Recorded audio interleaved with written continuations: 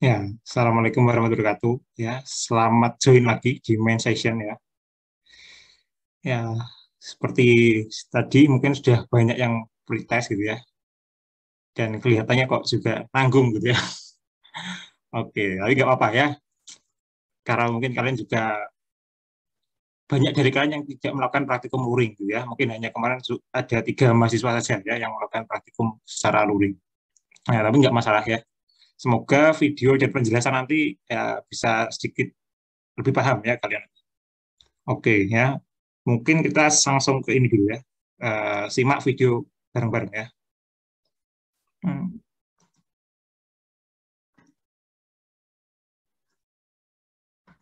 Oke, sudah bisa dilihat share screen-nya? Ya, Pak. Oke ya, silakan disimak ya.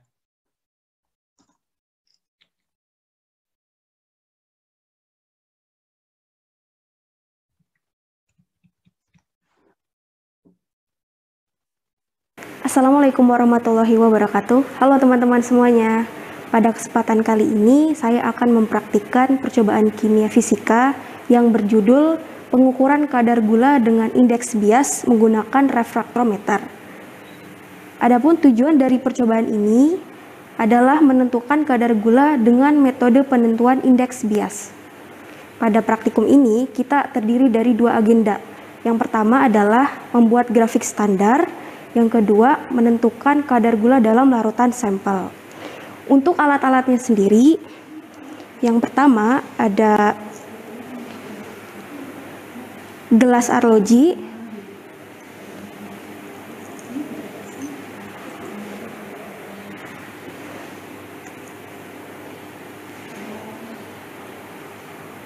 gelas beaker,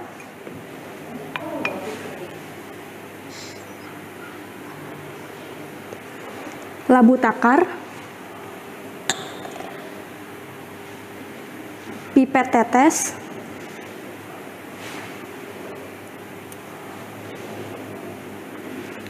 batang pengaduk,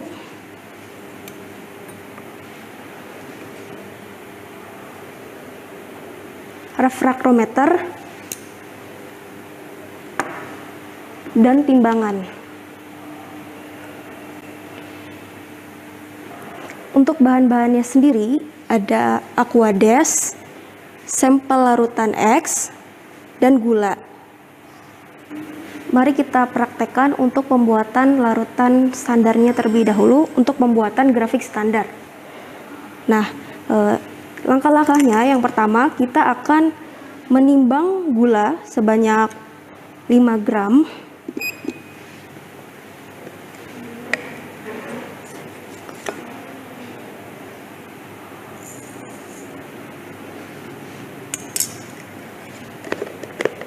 Kemudian kita masukkan ke dalam gelas beker ini.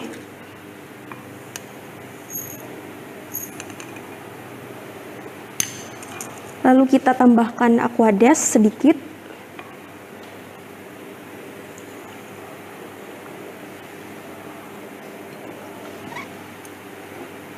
Kita aduk sampai larut.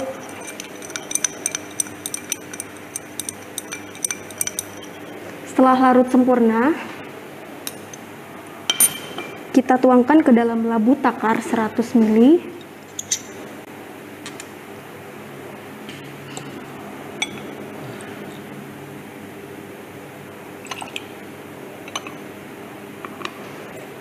Kemudian kita tambahkan aquades sampai tanda batas.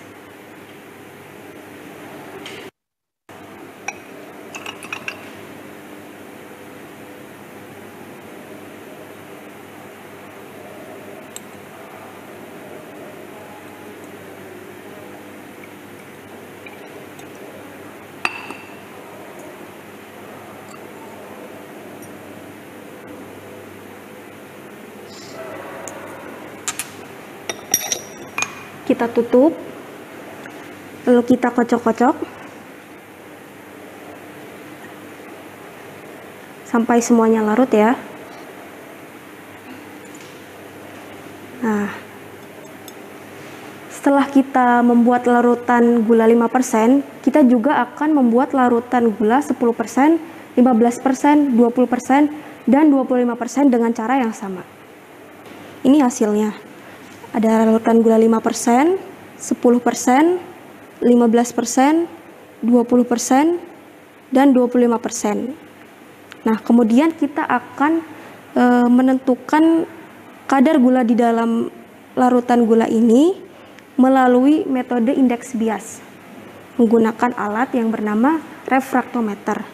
Jadi, refraktometer ini adalah salah satu alat yang dapat digunakan untuk menentukan indeks bias dari suatu larutan. Baik, langsung kita praktikkan saja ya. Pertama-tama kita buka penutupnya, kemudian kita lap. Kita ambil larutan sampel yang akan diuji indeks biasnya. Kita teteskan secara perlahan. Kita tutup. Kemudian kita akan membaca skala dalam alat ini dengan cara menerawang melalui lensa.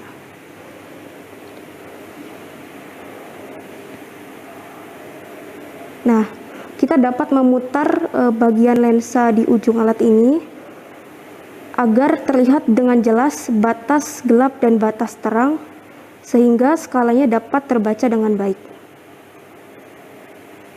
Setelah terbaca, kita catat ya.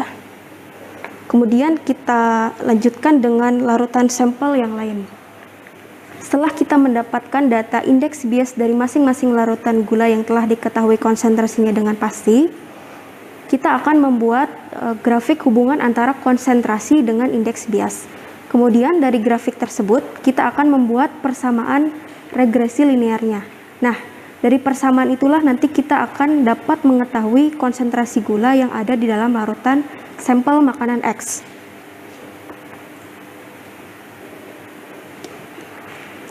Baik, langsung kita ukur saja ya indeks bias pada sampel minuman X menggunakan refraktometer dengan cara yang sama. Kita lap terlebih dahulu. Kemudian kita ambil larutan sampelnya, sedikit saja kita teteskan. Ditutup.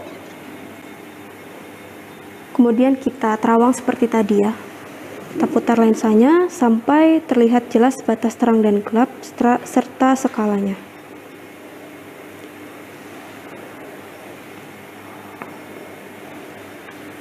Baik, sekian dari saya untuk percobaan pengukuran kadar gula dengan indeks bias menggunakan refraktometer. Semoga ilmunya bermanfaat. Wassalamualaikum warahmatullahi wabarakatuh. Ya, itu tadi ya video sekilas untuk praktikum kita hari ini ya. Dan ada orangnya ya. Kali ini bisa tanya detailnya ya ke yang memperagakan ya. Nah, oke. Ya, silakan yang lain bisa on cam ya.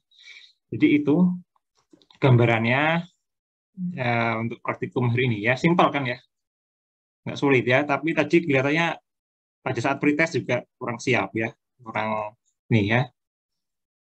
Oke ya, sekarang kita langsung ke indeksnya, ke penjelasannya. Karena mungkin hari ini juga akan ada ini ya, tetap ada tugas gitu ya untuk topik ini gitu ya, dan kalian harus menguasai. Ya mungkin tadi ketika pretest juga sudah disinggung dikit, gitu ya, masalah ya mungkin tadi ketika pretest sudah disinggung dikit gitu ya, masalah macam-macam lagi ya, apa yang mempengaruhi gitu ya, terus cara mengukurnya seperti apa gitu ya, kira-kira itu ya. Nah, jadi ini nanti mungkin kalian perhatikan gitu ya. Topik ini simpel gitu ya, tapi yang penting kalian tahu prinsip kerjanya alat. Ya. Oke. Ya mungkin itu gitu ya, yang hari ini kita akan pelajari ya. Jadi menentukan kadar gula ya, gula seperti apa sih yang ditentukan ya di topik ini gitu ya, menggunakan refraktometer gitu ya. Nah, nanti mungkin kita akan lihat ya, tidak semua jenis gula bisa ditentukan ya menggunakan refraktometer ya, karena jenis gula macam-macam ya. Ada yang tahu jenis gula itu apa aja? Siapa yang tahu atau masih ingat di kimia organik kemarin? Apa saja jenis gula itu? Atau bisa diklasifikasikan jadi apa sih gula itu?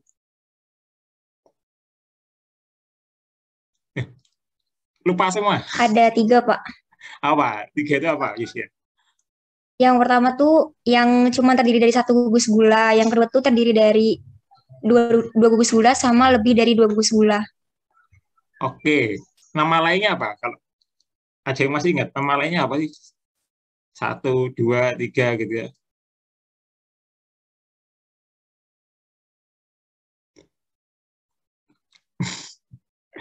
Apa? Ada yang masih ingat nama lainnya apa? Istilahnya apa? Monosakarida, Pak. Monosakarida. Oke, disakarida ya. sama polisakarida. Oke ya, secara umum kemarin ada 3 ya, tapi bisa juga ada 4 ya, kalau kalian nambahkan oligosakarida gitu ya. Nah, kira-kira itu ya, ada mono, ada oligo, dan ada polisakarida ya. Nanti gula seperti apa ya, nanti akan kita lihat ya, seperti apa yang gula yang bisa diidentifikasi dengan refraktometer. Oke, ya, kita lanjut ya. Nah,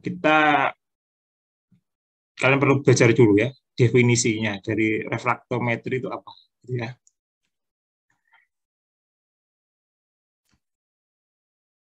Ya, refraktometri adalah suatu cara gitu ya, suatu cara atau metode gitu ya untuk mengukur suatu senyawa atau substance gitu ya dengan yang namanya indeks refraksi gitu ya. Nah, jadi kalau kalian mengukur apapun gitu ya, entah itu konsentrasi, salinitas atau yang lain gitu ya.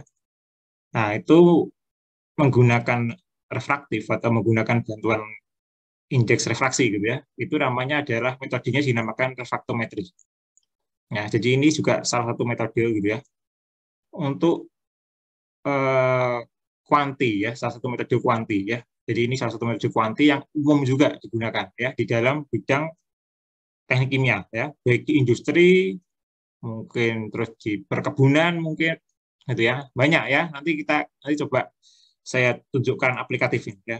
Jadi metode refraktometri ya, itu yang pertama ya. Jadi definisinya simpel. Jadi kalau kalian ditanya definisi nggak usah panjang kali lebar gitu ya. Jadi kalau kalian mengukur dengan menggunakan prinsip indeks refraktif gitu ya, ya itu pasti namanya metodenya refraktometri gitu ya. Entah alatnya apapun gitu ya. Oke. Ya, terus muncul lagi gitu ya. Kalian harus tahu yang namanya refraktif index ya. Apa sih refraktif index itu ya?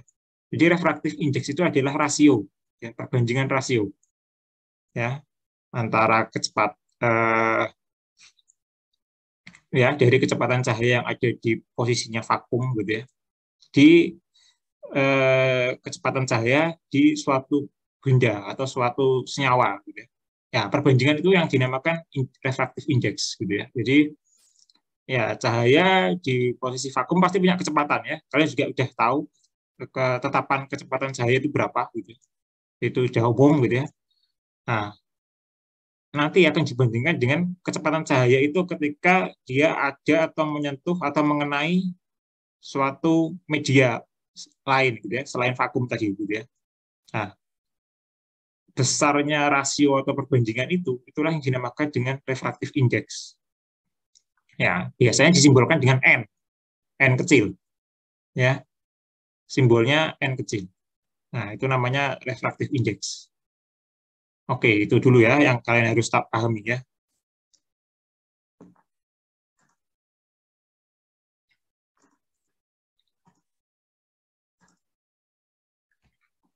Oke, prinsipnya ya. Ini sekarang kita bicara masalah prinsip ya dari metode refraktometri.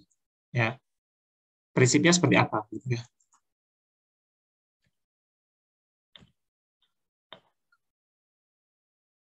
Ya, prinsipnya adalah menggunakan bantuan cahaya, gitu ya.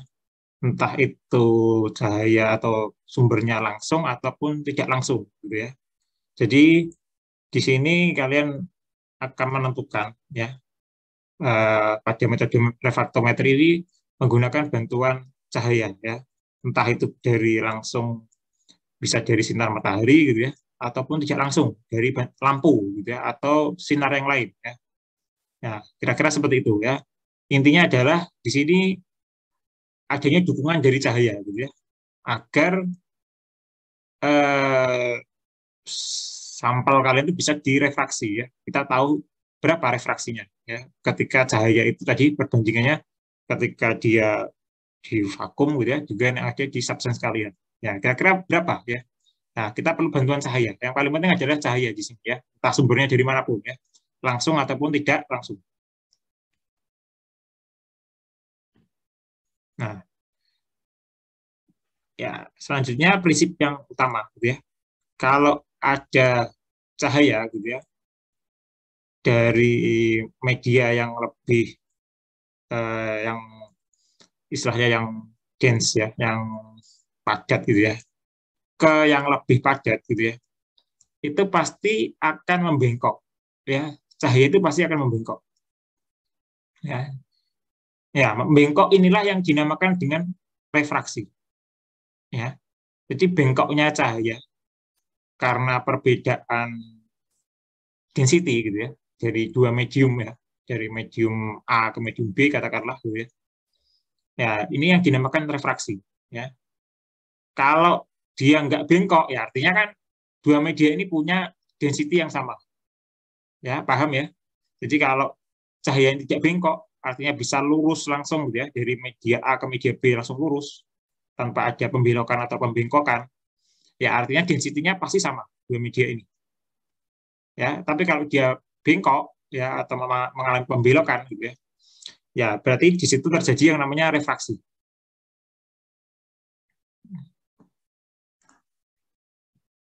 Nah, di sini nanti kalian akan mengenal ya yang namanya hukum Snell. Ya, ada yang tahu hukum Snell itu apa? Atau gimana bunyinya hukum Snell? Ya, ini hukum paling simpel gitu ya. Saya yakin di SMP atau SMA sudah ada gitu ya. Gimana bunyi hukum Snell? Ada yang tahu? Coba. Siapa yang bisa menjawab? Hukum Snell gimana sih hukum Snell itu?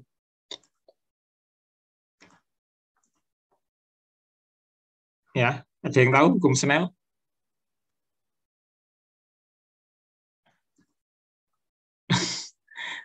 Loh, ini tinggal mengulang sebenarnya ya. Jadi ini bukan bukan pertama kali kalian dapat hukum ini gitu ya. Gimana? Ada yang tahu hukum Snell seperti apa? Snellius, Pak. Gimana? Lebih? Snellius bukan? Ya, Snell, bukan Snellius, Snell ya. Ya, gimana? Gimana? Hukum Snell gimana? Lebih? Jika sinar datang melalui medium yang kurang rapat menuju medium yang lebih rapat, sinar akan dibiaskan mendekati garis normal. Iya, itu ininya ya. Itu tadi nomor 2, lebih ya. Prinsip nomor 2 itu ya, yang dikatakan lebih itu ya. Ya, itu nomor 2 ya. Tapi hukum Snell sendiri gimana?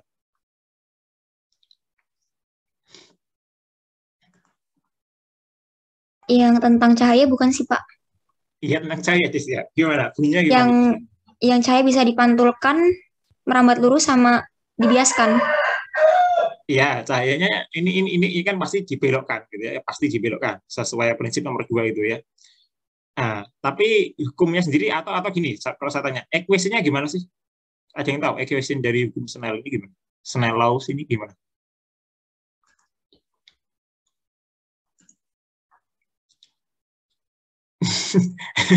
Loh, kali ini saya yakin sudah mengenal, SMP mungkin sudah mengenal gitu ya. Tahu hukum ini gitu ya, saya yakin gitu ya. Iya, Pak, cuman mungkin namanya aja sih, Pak, kayak masih. Ya, namanya kenapa Jus ya? Baru gitu ya. Iya, jujur kalau saya baru denger lagi sih, Pak, namanya. Tapi mungkin udah sempet denger, cuman nggak tahu namanya. Oke, yang lain. Selain Justia sama Ruby, yang sudah tahu siapa?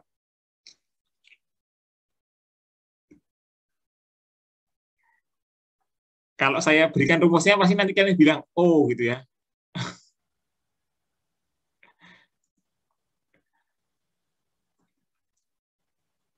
Yang lain ada yang tahu lagi?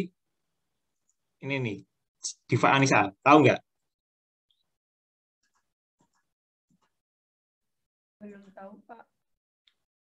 Nggak tahu. Oke, yang lain, yang lain. Abdul, mana Abdul? Abdul Roman, Iya, Pak. tahu Abdul hukum Snell? Hukum Snell taunya ini, Pak. Kayak tentang pembiasannya gitu aja sih, Pak. Gimana? Taunya gimana kamu? Jadi kayak aku pahamnya cuman ingatnya pembiasan cahayanya toh, Pak. Oke, Tentang Andre, itu ya. mana Andre? Andre, tahu nggak Andre kamu Andre?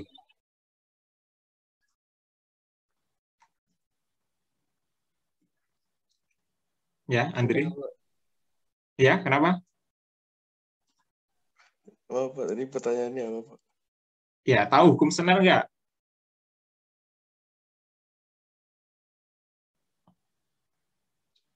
Oke, ya, kalau kalian perlu mengulas kelihatannya ya.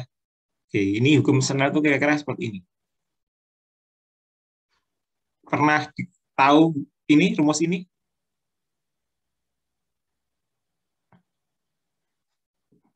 Gimana? Pernah tahu rumus ini? Ya, tahu ya. Semenjak zaman SMP sudah pernah kan ya. Itu namanya hukum Snell ya. Ini yang simple ya. Jadi ini hukum yang akan kita gunakan di dalam refraktometri. Ya, hukum Snell ini ya. Ya, dengan I itu adalah angle atau sudut gitu ya. Dari incidence gitu ya, dari vakum tadi gitu ya. Sedangkan R adalah angle dari refraksinya ya, sudut refraksinya berapa? Nah, sedangkan N itu adalah tadi sesuai di awal kesepakatan kita gitu ya. N itu adalah refractive index ya. Jadi refractive index antara dua media gitu ya. Media B dan media A. Nah, kalau saya bisa gambarkan kira-kira akan dapatnya seperti ini ya. Kita punya media A gitu ya, dan kita punya media B. Ya. Terus I itu adalah ini ya. Ini kalau ini adalah normal gitu ya. Garis normal putus-putus itu. I itu adalah ini ya. Ya. I adalah angle of incidence ya, I. Sedangkan R adalah angle of refraction. Ya. Kalau density A dan B ini sama, ini pasti lurus ya. X ini yang datang ini pasti akan lurus, enggak belok ya, enggak bend. Ya. Nah, dia bisa bending gitu ya. Kalau density A dan B ini berbeda. Ya.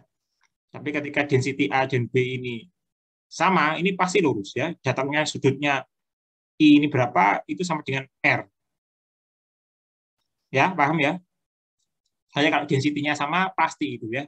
Sudut I sama dengan sudut R. Tapi kalau density A dan B dua media ini berbeda, I dan R tidak akan sama.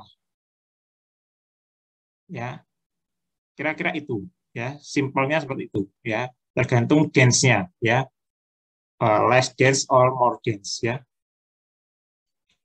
Oke, itu yang kalian perlu pahami ya. Prinsipnya simpel itu aja. Kita hanya pakai satu hukum utama itu ya, hukum Snell tadi ya. Oke, saya nggak menurunkan hukumnya lagi gitu ya, karena kalian mungkin kelihatannya juga belum siap gitu ya. Ya, oke, kita hanya belajar yang paling dasar ya, dan kalian perlu tahu. Oke, selanjutnya. Ya, kita sekarang belajar yang namanya, atau kalian perlu tahu ya, jenis-jenis refraktometer ya, ada apa saja gitu ya. Yang pertama ada handheld analog refraktometer ya. Ya, ini yang akan kalian gunakan di praktikum ini. Yang kalian tadi lihat videonya itu namanya handheld analog refraktometer. Ya, jadi kalau ditanya alatnya apa, namanya ini handheld analog ya. Jadi jangan bilang refraktometer ya, semua refraktometer gitu ya, tapi yang mana ya. Jadi jangan melihatkan kalau kalian ini baru tahu refraktometer ya, seolah-olah ya. Ya, itu namanya handheld ya. Jadi tadi alat yang kalian lihat di video atau mungkin yang sudah di lab ya, Andre, terus mungkin ada Ahmad gitu ya.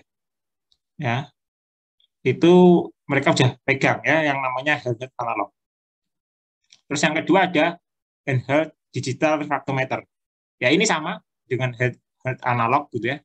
Hanya saja ini lebih bagus gitu ya karena sudah digitalized. Ya, jadi alatnya sudah digitalized, jadi sudah ada nilainya yang memang diprogram untuk membaca ya. Jadi sudah langsung keluar nilainya. Kalau analog kalian perlu membaca sendiri berapa nilainya ya. Dan persentase errornya masih cukup besar ya dibandingkan dengan digital handheld yang digital ya. Dan yang ketiga yang perlu kalian tahu ada yang namanya AB refractometer ya. Jadi ini yang mungkin tingkatan refractometer yang bisa dibilang ya cukup bagus ya dibandingkan dengan dua jenis yang lain ya, handheld analog dan handheld digital. Nah, alatnya seperti apa? Ya, kita lihat ya sama-sama. Ya, kira-kira ini tadi ya. Kalau handheld analog ya, di sini ada yang namanya plate gitu ya. Ya, di sini ada juga di dalamnya ada prism ya atau prisma ya. Ya. Terus ini rubber grip gunanya agar kalian ketika megang itu enggak ini ya, enggak licin gitu ya. Jadi itu adalah rubber grip ya. Terus tadi yang diputar gitu ya. Jadi di ujungnya ini gitu ya, di ujungnya ini itu bisa diputar fokusnya gitu ya. Itu adalah focus adjustment. Ya, jadi ini untuk ngatur fokusnya ya. Dan yang paling ekor itu adalah eyepiece. Jadi tempat untuk mata kalian melihat ini ya, lingkaran ini. Ya, nilainya berapa? Ya. Itu adalah di belakang ya. Jadi alatnya seperti ini. Ini adalah handheld analog refractometer. Ya, ini akan kalian gunakan di praktikum hari ini ya. Sedangkan yang kedua adalah handheld digital refractometer.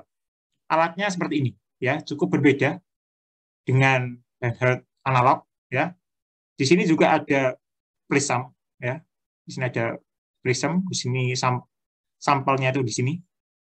Ya. Kalau ini tadi miring, ini data ya, flat. Ya. Ini ada tombol zero untuk mengenolkan gitu seperti timbangan gitu ya. Ini ada LCD yang langsung keluar nilainya. Ya, berbeda dengan ini, kalau ini kalian hanya manual gitu ya. Tergantung ketelitian dari mata kalian untuk melihat. Ya, tapi kalau ini sudah digitalized ya.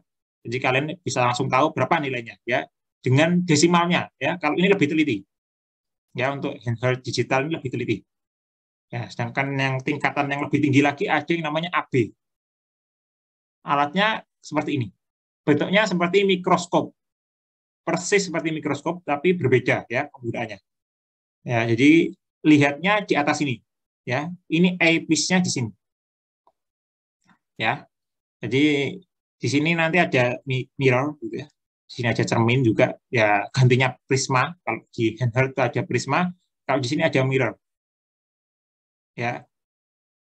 Nah, ini dan ini biasanya bisa juga dihubungkan ke termostat gitu ya. Jadi untuk agar suhunya stabil gitu ya, konstan ya. Jadi alat ini cukup besar ya dibandingkan dua ini ya. Dua alat yang sebelumnya, handheld analog dan handheld digital gitu ya. Jadi bentuknya memang seperti mikroskop ya, menyerupai mikroskop tapi punya fungsi yang berbeda. Ya. Kira-kira itu ya yang perlu kalian tahu. Jadi kalau pas nanti kalian ke lab atau kemanapun gitu ya, ke industri, jangan kaget ya, bentuk-bentuk refraktometer sangat banyak. Ya, ini yang tiga ini juga enggak tiga seperti ini gitu ya.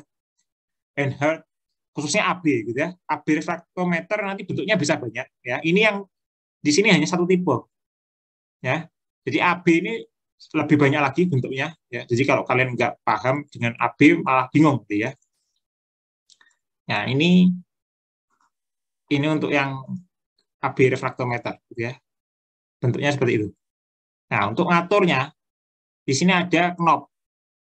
Ya. Kalau ini tadi ada focus adjustment, di sini ada knob. Ya, ini untuk ngatur juga gitu ya. Jadi kalau di sini nanti di AB itu yang muncul bukan lingkaran seperti ini ya, lingkarannya bukan seperti ini ya. Nanti ada sumbu X, ada garis X ya. Nanti kalian akan diminta memposisikan ya. Ini sesuai dengan garis X-nya itu, pas di tengah-tengah X-nya itu gitu ya. Jadi gunanya knopnya itu ya, kalian akan diminta untuk itu memposisikannya agar tepat di titik X ya. Ya, mungkin kalian nggak ini ya, nggak ada bayangan ya, tapi di video-video YouTube mestinya banyak ya, nanti kalian bisa simak. Oke, itu ya jenis-jenis, beberapa jenis refraktometer yang perlu kalian ketahui. Nah, sekarang selanjutnya ya, untuk apa saja gitu ya. Jadi macam-macam refraktometer ini ya. Yang kita pelajari hari ini adalah menentukan kadar glukos ya, sugar gitu ya, kadar gula ya. Nah, yang pertama saya ingin tunjukkan ya, manfaatnya banyak ya. Yang pertama adalah mengukur salinitas. Ada yang tahu salinitas itu apa?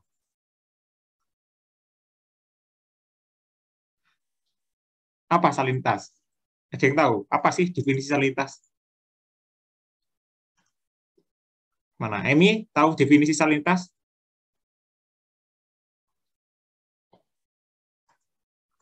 Ya, Emi?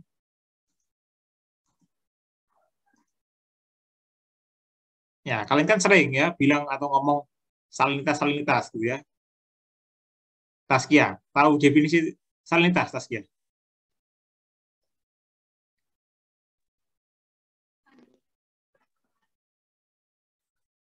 Ya, apa Taskia definisi salinitas? Kandungan garam. Kandungan apa? Garam. Garam. Yang lain. Nicholas, coba. Gimana Nicholas? Apa yang kamu ketahui tentang salinitas?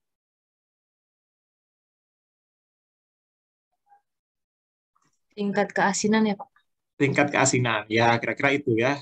Kira-kira tingkat keasinannya. Makanya ketika refraktometer ini digunakan untuk mengukur salinitas, yang diukur adalah konsentrasi. Kalian bisa mengukur konsentrasi NaCl-nya, gitu ya, sodium chloride.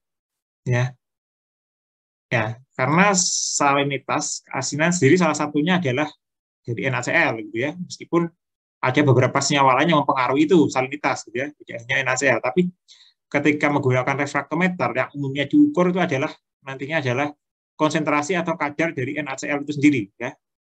Misalnya kalian punya sampel air laut, gitu ya. Nah, nanti kalian bisa ukur ya, berapa kadar NaCl di dalam air laut misalnya. Nah, itu fungsinya, salah satu fungsinya ya, manfaatnya dari metode refraktometri gitu ya, untuk mengukur salinitas. Yang kedua, Brix ya. Ini untuk mengukur sugar. Dalam hal ini spesifiknya adalah sukrus ya. Jadi kalian harus tahu sekarang yang diukur adalah sukrus. Sukrus ini termasuk apa? Mono, di, oligo atau polisakarida? Ada yang tahu? Termasuk apa sukrus ini?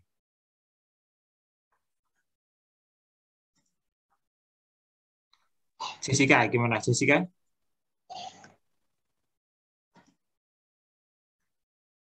Jessica? Sukrus termasuk apa Jessica? Atau yang lain, yang tahu siapa? Disakarida, Pak. Apa, Siti? Disakarida. Oke, betul ya. Sukrus adalah disakarida. Ya, nanti di laporan kalian bahas ya, kenapa yang diukur disakarida? Kenapa kok nggak mono, oligo, atau bahkan polisakarida? Ketika menggunakan refraktometri ini ya. Kenapa yang terukur adalah disakarida? Ya. Ya, pertanyaannya itu ya, itu yang harus terjawab di laporan kalian ya. Jadi kalau di dalam dunia industri gitu ya, F&B gitu ya, ya untuk biasanya di ya, quality control-nya gitu ya, mereka biasanya juga sering menggunakan ini ya, refraktometri. Ya, sama dengan kalian hari ini yang diukur adalah Brix ya, untuk mengetahui konsentrasi sukrusnya. Nah, mungkin teman kalian kemarin ketika di lab mengukur sampel X gitu ya, dan ternyata nggak muncul. Ya, ada apa? Apakah sukrosnya terlalu kecil, nggak ada atau gimana? Nah, itu karena itu juga kemungkinannya, gitu ya. Mungkin gulanya ada gula, gitu ya. Tapi gulanya mungkin bukan disakarida dan mungkin khususnya bukan sukros, gitu ya. Mungkin bisa fruktos, bisa galaktos, gitu ya, bisa glukos, ya. Ya, itu akan berbeda hasilnya, ya. Ya, yang jadi pertanyaan nanti untuk kalian adalah kenapa yang ukur adalah persentasenya sukros, gitu ya. Kok enggak misalnya galaktos, kok enggak misalnya fruktos dan lain gitu ya. Ya, ada apa? Ya, itu pertanyaannya, ya, yang harus ada di laporan nanti ya. Oke, itu yang kedua. Yang ketiga untuk coolant, ya. Jadi kalau kita kemarin praktikum freezing point ya, depression gitu ya. Nah, itu sebenarnya juga bisa dipakai metode refraktometri ini, gitu ya. Nah, ini untuk menentukan titik beku gitu ya dari coolant ya, dari coolant yang bahannya etilen glikol dan propilen glikol. Nah, kita bisa pakai juga gitu ya dengan metode refraktometri ini ya untuk menentukan titik bekunya berapa sih gitu ya. Nah, terus yang ketiga ya, di dunia klinis atau medis gitu ya. Ya, kita bisa mengukur kandungan serum albumin ya di dalam kita ya, dan densitas dari urin kita berapa gitu ya. Jadi untuk orang-orang yang mengkonsumsi ya katakanlah narkoba gitu ya, atau obat-obatan lain ya untuk treatment penyembuhan, kita bisa prediksi ya orang ini mengkonsumsi apa gitu ya dari urinnya itu ya. Jadi ini juga cukup menarik gitu ya metode refraktometri ini. Terus yang terakhir ada untuk menentukan densitas ya atau specific gravity. Nah, jadi kita bisa menentukan dengan membandingkannya dengan densitas air ya. Densitas air itu adalah 1 ya. Jadi kalian kalau punya sampel kalian bisa membandingkan ya setelah kalian ukur refraktif indeksnya gitu ya, dapatkan nilainya, kalian bandingkan dengan air, refraktif indeksnya air, nanti kalian akan bisa mengetahui berapa densitas atau specific gravity dari sampel kalian ya. Kira-kira ini beberapa aplikasi gitu ya untuk metode refraktometri. Nah, untuk detailnya saya coba berikan satu contoh gitu ya, aplikasi yang lebih detail ya. Jadi ini ya, mengapa pengukuran Brix itu penting gitu ya.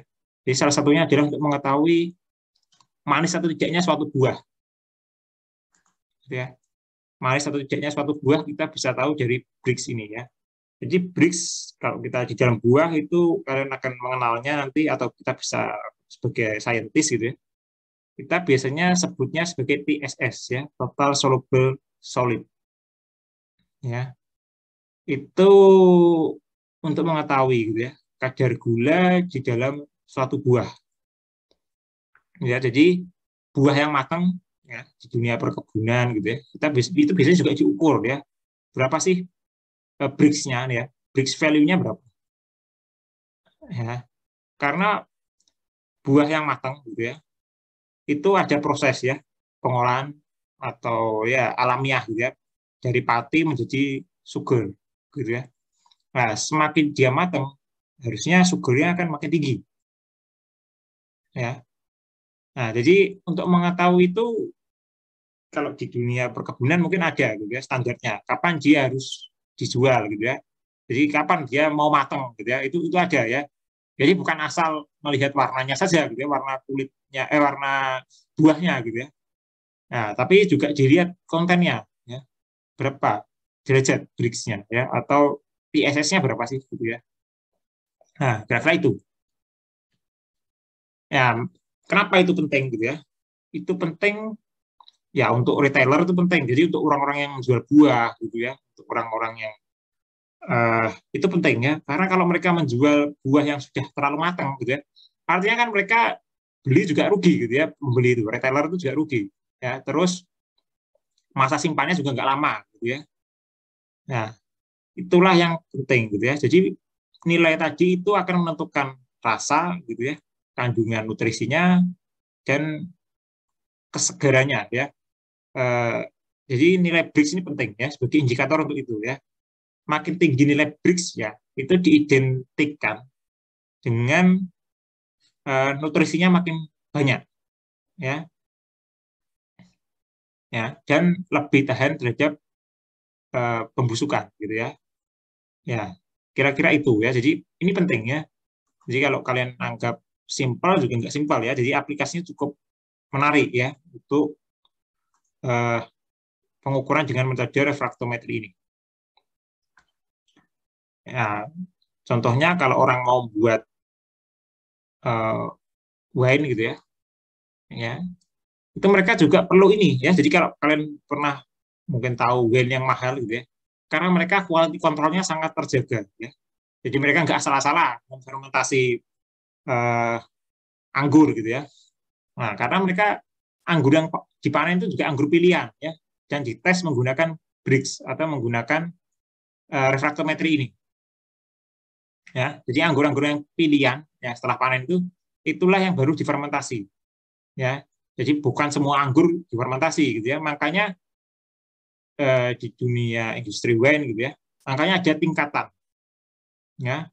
Harganya kan juga macam-macam gitu ya, ada tingkatannya ya. Ya karena ini juga salah satunya ya. Karena pilihan anggur yang difermentasi itu. Ya. Itu ya penjelasan singkat untuk aplikasinya ya. Dan seperti biasa gitu ya. Ini ada beberapa task ya untuk topik ini ya.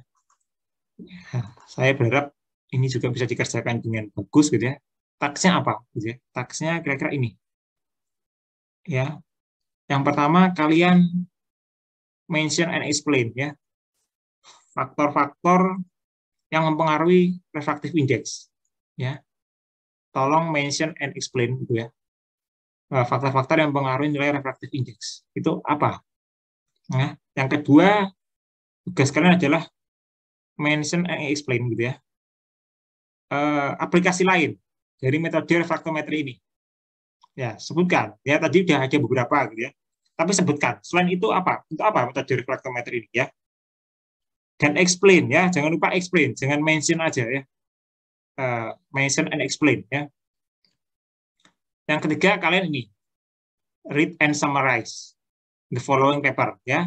Jadi collate ya. Judul papernya adalah tentang digital refraktometri. Ya, kalian read and summarize ya. Nanti dari situ harusnya kalian dapat something gitu ya, saya berharap. Karena itu adalah mungkin ya untuk ya basic kalian juga untuk mengenal hal digital ya, refraktometer tadi. Nah, itu papernya itu. Jadi kalian perlu mencari paper, sudah saya berikan informasi lengkapnya gitu ya. Jadi papernya collate ya. Terus kalian yang keempat read and summarize ya. Papernya Reti and Peponen. Ya. Ini tentang AB refraktometer. Ya, di sini ada yang unik. Kalian nanti kalau membaca full detail harusnya tahu uniknya di mana. Ya. Jadi papernya judulnya Inverse AB Method for Observing Small Refractive Index Change in Liquid. Ya, nanti kalian baca papernya itu. Dan yang jelas ya, the last task gitu ya. Kalian saya minta untuk menginterpretasi ya hubungan antara kadar gula dengan Brix dari gambar ini. Ya. Tolong diinterpretasi sendiri, bebas. Ya, intinya gambar ini kalian representasikan mau seperti apapun, saya berikan kalian kebebasan.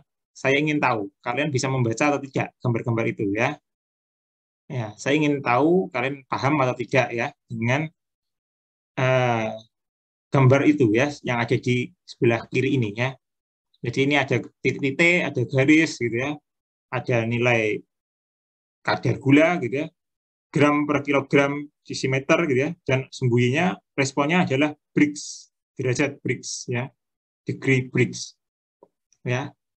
Interpretasinya seperti apa secara detail ya, saya minta interpret in detail ya, karena saya ingin tahu sejauh apa pemahaman kalian ya. Jadi ada nilai-nilai ini, ada ada 2 garis, garis 1 adalah untuk lingkaran, garis 2 disimbolkan untuk segitiga. Ya. Garisnya panjangnya juga berbeda gitu ya. Tolong dibuat interpretasinya sedetail mungkin gitu ya. Silahkan. Ya. Masing-masing pasti punya interpretasi yang berbeda-beda ya. Jadi tidak ada masalah. Kira-kira itu, ada yang mau ditanyakan untuk materi hari ini atau tugas hari ini? Silahkan kalau ada yang mau ditanyakan.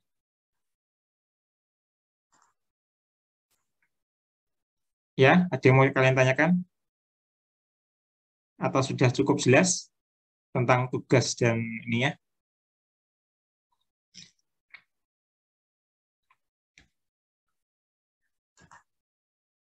Ya, gimana? Cukup jelas tugasnya?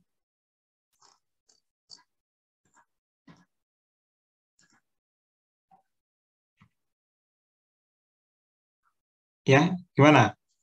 Nggak ada pertanyaan?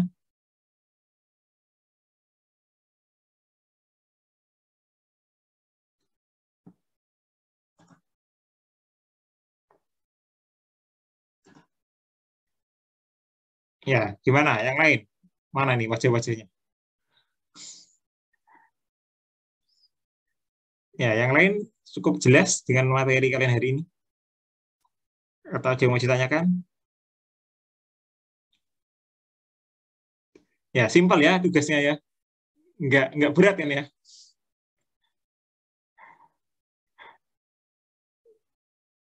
Ya, tugasnya hanya membaca ya. Ya. Oke, ada yang mau ditanyakan atau didiskusikan untuk materi hari ini? Silakan kalau ada yang mau ditanyakan ya. Kita masih punya banyak waktu ya. Masih 1,5 jam ya.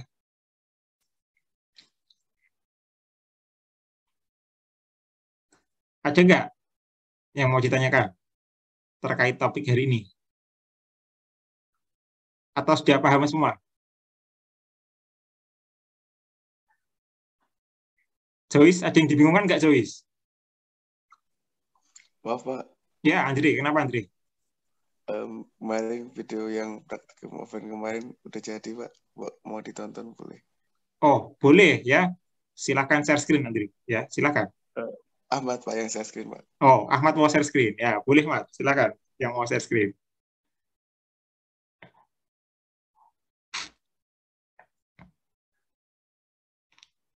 Ya, ini ya ada video dari teman kalian ya.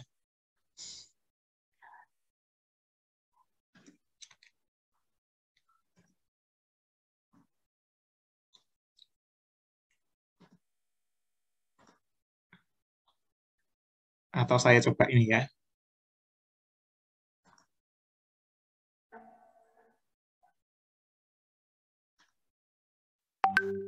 Kelihatan belum, Pak? Kenapa, Pak? Udah kelihatan belum? Sudah, kalau saya sudah. Tapi ada garis-garis, entah ini yang mengganggu apa. Oke, sudah. Oke, silakan, Pak. Nah, ini video kreasi teman kalian ya, yang kemarin mengikuti praktikum luring. Bentar, Pak, kalau nggak bisa di-play ya, Pak? Oh, udah.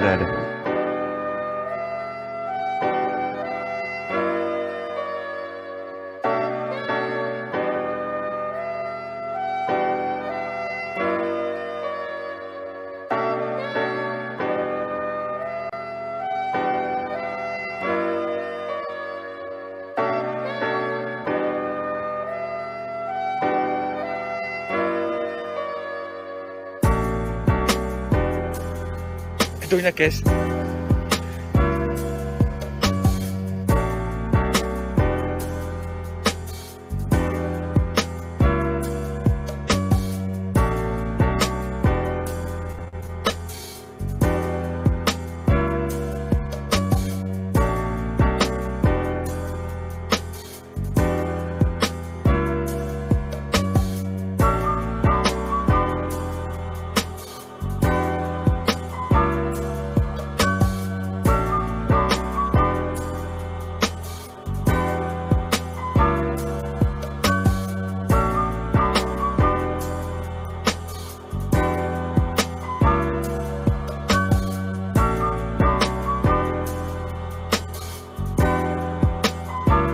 Sini guys, kejar guys.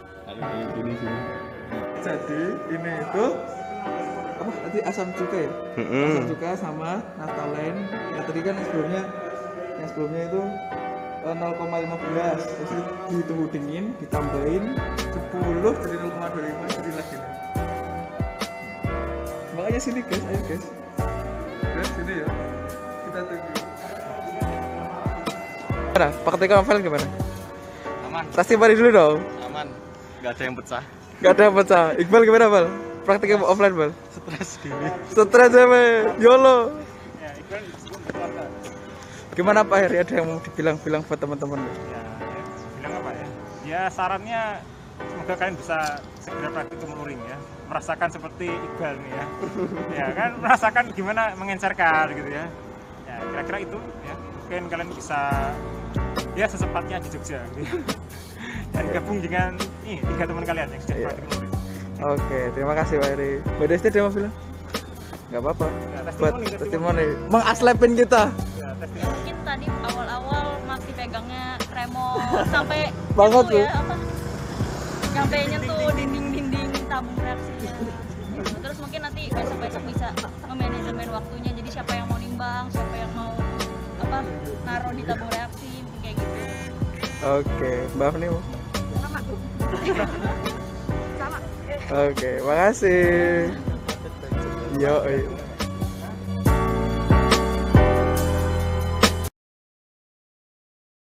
Ya, sudah Pak. Ya, itu karya teman-teman kalian ya yang kemarin sempat praktikum luring ya. Ya, semoga semester depan bisa ini ya, bisa luring ya, semoga. Ya, kita nggak tahu ya semester depan ini bisa luring atau enggak. Oke ya. Itu videonya ada di share linknya sama Ahmad gitu ya di Google Drive. Nah, kira-kira itu ya gambaran tempat lab ya gitu ya. Kemarin juga sudah.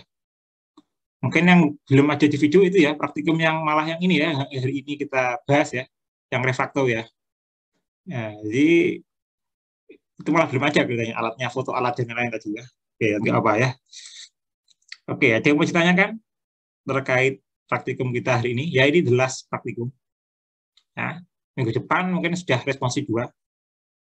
Ya, jadi usahakan ya belajar semua ya. Kalian harus paham semuanya. Meskipun daring, tapi saya berharap ketika kalian jadi asisten nanti paham ya. Jangan sampai kalian nggak paham. Saya tak khawatir gitu ya ketika kalian nanti jadi asisten gitu ya. Itu kalian sendiri juga ikut belajar gitu ya. Saya khawatirnya seperti itu ya. Makanya saya berharap semoga kalian paham ya. Oke, ada yang mau tanyakan atau dibahas untuk praktikum hari ini? Atau mungkin yang kemarin-kemarin ya, ada yang mau ditanyakan? Ya, silakan kalau ada yang mau ditanyakan. Ya, waktu kita masih panjang ya, cukup lama. Kalau enggak, ya enggak apa-apa sebenarnya ya.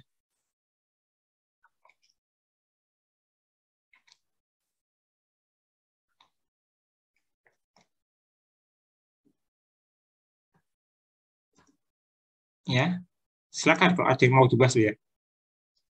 Atau sudah cukup dengan tugasnya hari ini? Sudah cukup jelas ya tugas tadi yang akan kalian lampirkan di dalam laporan kalian. Ya. Nanti untuk misalnya kalau kalian tadi nggak sempat screenshot, ya mungkin nanti saya share gitu ya videonya. Ya kalau nanti kalian nggak sempat. Nanti kalau kalian ada kendala dalam mendownload atau mencari jurnal itu, silahkan kontak saya. Ya. Jadi 2 jurnal atau yang perlu kalian baca tadi, yang wajib kalian baca itu adalah 2 paper yang cukup penting, basic untuk kalian. Ya, 2 itu kalau kalian bisa tangkap, bisa pahami, saya yakin masalah refrakto ini cukup menarik. Ya. Jadi dia hanya sekedar melihat gitu ya. Tidak hanya sekedar melihat ini ya, melihat batasnya gitu ya. Tapi lebih dari itu sebenarnya. Ya.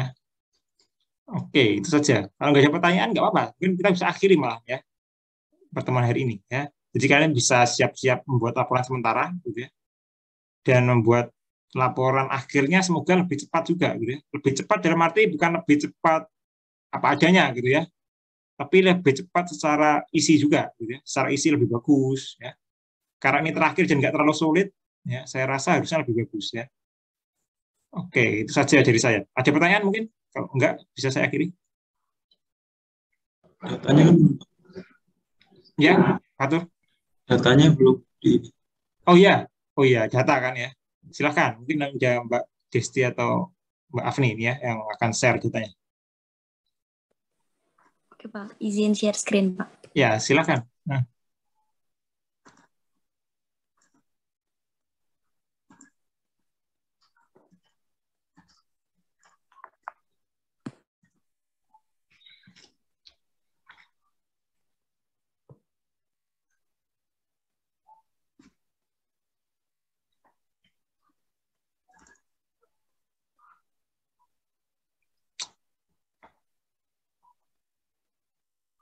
Nah, itu ya data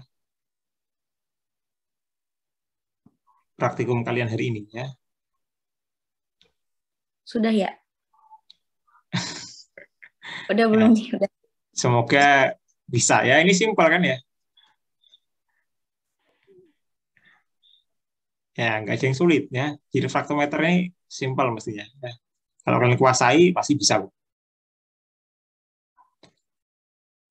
Ya. Dan di 2 jurnal tadi yang saya beri ada banyak penurunan equation, gitu ya. Jadi itu lebih advance daripada hanya sekedar Snell equation, gitu ya. Jadi di sana sangat advance. Kalian pahami, runtut. Ya, coba diruntut. Equation 1 bisa jadi equation 2, gimana ceritanya? Equation 2 bisa jadi equation 3 sampai misalnya 20 gitu ya, atau bahkan lebih gitu ya. Itu gimana caranya? Asumsinya apa? Nah, itu kalau kalian runtut, kalian akan bisa membaca ya. Tapi kalau kalian hanya sekedar scanning, saya rasa nggak akan dapat ilmunya ya. Kalian runtut aja gitu ya. 1, kedua, 2, ketiga itu pasti ada ceritanya. Mungkin 3 substitut ke 1 atau seperti apa gitu ya. Nah, itu nanti ada ceritanya. Ya, saya berharap kalian runtut kalau belajar equation, jangan langsung mau pakai equation yang jadi gitu ya. Atau final equation. Ya, karena final equation itu akan percuma ya. Ketika kalian nanti di dunia kerja atau industri itu nggak pakai juga, belum tentu kepake gitu ya. Ya, karena equation itu bisa dimodifikasi tergantung dari boundary condition, constraint-nya, ya, terus asumsi kalian gitu ya. Ya, tergantung itu ya. Jadi mungkin hanya seperti Snell gitu ya. Snell equation itu kan mungkin nggak mungkin dirubah gitu ya. Karena itu sudah namanya Snell equation gitu ya. Tapi kalau untuk equation yang lain gitu ya, equation of state dan lain-lain itu masih bisa dirubah ya. Ya. Nanti kalian akan belajar ya. Nanti kalian belajar, tapi yang penting 2 jurnal tadi kalian pahami betul ya. Makanya tadi saya minta untuk read and summarize ya. Saya ingin tahu apa yang kalian dapatkan. Kalian copy paste pun atau hanya mentranslate akan kelihatan juga gitu ya. Ya, jadi pemahaman kalian akan kelihatan nanti ya intinya ya. Oke, itu saja dari saya ya. Kalau banyak pertanyaan lagi, saya bisa akhiri. Ada pertanyaan?